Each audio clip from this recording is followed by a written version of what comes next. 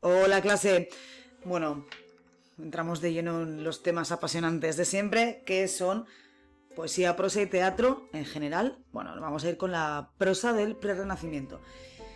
Prosa, tenemos varios tipos. El primer gran bloque que podemos distinguir es la poesía popular, a la que también se llama poesía tradicional. ¿Cuál es la pieza clave dentro de la poesía popular o tradicional del Prerrenacimiento? Es un tipo de composición que se llama romance. Eso tenemos que tenerlo claro. Los romances son antiguos, son previos al Prerrenacimiento, se transmitían de manera oral y no tenían autor conocido, eran obras anónimas. Entonces, ¿por qué tratamos esto como literatura del Prerrenacimiento y no lo tratamos como literatura de la Edad Media? Porque es ahora, en este momento, en el siglo XV, cuando se empiezan a recopilar, a poner en recopilaciones, en libros, ¿no? Digamos, y entonces se empiezan a divulgar. Esta es la diferencia. Son composiciones que se han hecho antes, pero ahora se empiezan a recopilar. La teoría más aceptada sobre los romances es que forman parte de una obra más extensa. Se supone, se piensa, se cree que son cantares de gesta, de los cuales solo se han conservado unos trozos. Les falta, pues digamos, el principio y el final, ¿no? Entonces, esa parte central que se ha conservado de ese supuesto cantar de gesta es lo que nosotros ahora conocemos como romance. Os pone aquí que son unos fragmentos que habían seleccionado los juglares por ser más especiales que el resto del cantar de gesta. Como de todo un cantar de gesta se ha conservado solamente un trocito pequeño, eso es lo que luego se dará en llamar romance, ¿vale? No son composiciones originales, son composiciones que ya venían de antes, ¿no? ¿Cómo son? Pues claro, como son fragmentos de cantares de gesta, poseen recursos propios de los cantares de gesta, es decir, llamadas de atención al público, por ejemplo, repeticiones una y otra vez. Recordad que los cantares de gesta al final no dejan de ser canciones, tienen recursos muy parecidos a las canciones de hoy, ayer y siempre, ¿no? Paralelismos, estructuras que se repiten una y otra vez. El rasgo fundamental que diferencia los romances de cualquier otro tipo de composición lírica o no lírica es que como les falta el comienzo y el final, empiezan como de golpe, tienen un comienzo abrupto, pero es que el final también es abrupto, también es de golpe, porque recordemos, una vez más, que les faltan trozos, son fragmentos de otros textos más grandes. Eso al final lo que le va a imprimir es dramatismo, porque como no sabes lo que viene antes ni lo que viene después, te tiene allí en un... ahí.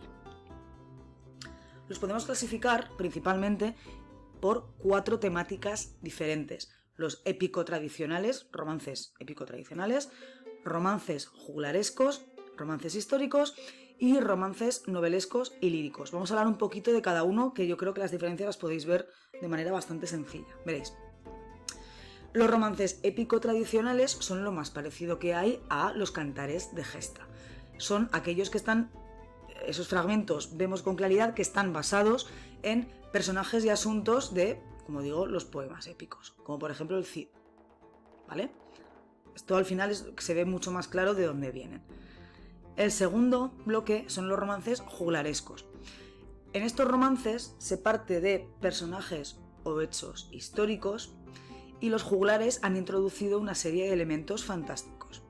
Esto lo veíamos con los cantares de gesta también cuando os decía, por ejemplo, el ejemplo de la espada del rey Arturo. Bueno, pues si tú coges ese cantar de gesta gigante y lo reduces a solamente el elemento fantástico, es decir, el episodio en el que el rey Arturo saca la espada de la piedra, si solo cogemos ese trocito, ese romance podemos decir que es un romance juglaresco, ¿vale? El tercer tipo son los romances históricos, que son historias, bueno, pues más o menos recientes, porque recordad que en el siglo XV, en la península ibérica, quiero decir, en 1492, es la fecha de la capitulación de Granada, es decir, los reyes católicos son por primera vez unos reyes que tienen un reino cristiano que coge toda la península. Entonces, las luchas entre los reinos cristianos y los reinos musulmanes están relativamente cerca, porque estamos hablando de más o menos esa época.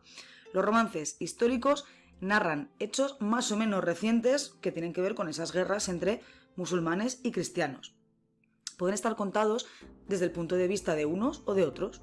Entonces, si están contados desde el punto de vista de los cristianos, se llaman romances fronterizos. Y lo mismo, pero contado desde el punto de vista de los musulmanes, se llaman romances moriscos, pero al final los episodios son los mismos. Imaginad, por ejemplo, la capitulación de Granada. Pues si la está contando Boabdil, será un romance morisco. Esto me lo estoy inventando, ¿eh? Será un romance morisco. Y si lo está contando, pues desde el punto de vista, por ejemplo, de Isabel la Católica, será un romance fronterizo. Pero el episodio histórico es el mismo. Y para terminar, los novelescos y líricos ya tienen una temática un poco más variada, son menos históricos, son más pues de otros temas, pues hablan sobre la Biblia, pues hablan sobre mitología, amor también un poco, son una vez más hechos reales o inventados con temas pues amorosos, sentimentales, bueno, pues un poco todo lo que no es histórico ni habla de héroes. Lo que habla del resto de cosas entraría dentro de esta categoría de romances novelescos y líricos.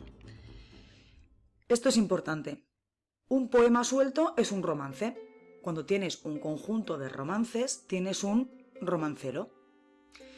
Los que están recopilados entre los siglos XIV y XVI son los romanceros viejos, que son los de esta época del Prerrenacimiento que estamos hablando ahora.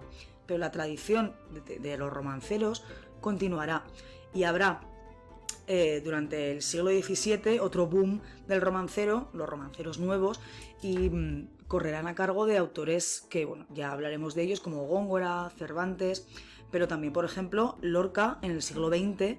Federico García Lorca tiene un libro que es El romancero gitano, que sigue un poco la estructura, copia un poco a estos romanceros anteriores. Es decir, el romancero no es como las poesías jugularescas que veíamos que tuvieron un momento de esplendor y luego nunca más.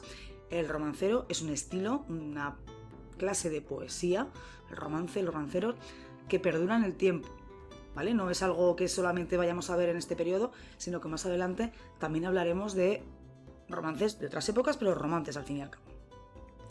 Y hasta aquí el tema de la poesía en el Prerrenacimiento.